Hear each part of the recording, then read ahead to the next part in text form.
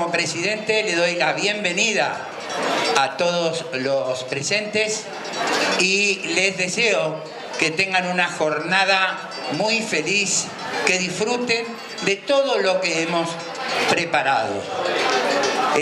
La Secretaría de Cultura de la Nación y la Embajada, ¿verdad?, Froilán, están presentando este espectáculo de encuentro de la polca y la guaraña.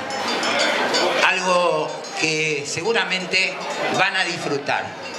Y una deuda que teníamos desde hace tiempo con los hermanos litoraleños, que siempre nos están acompañando.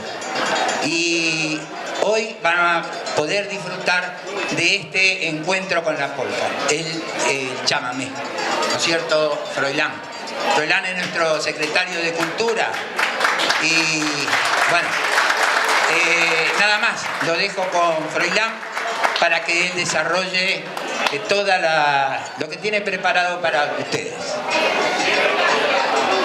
Hola, buenas tardes.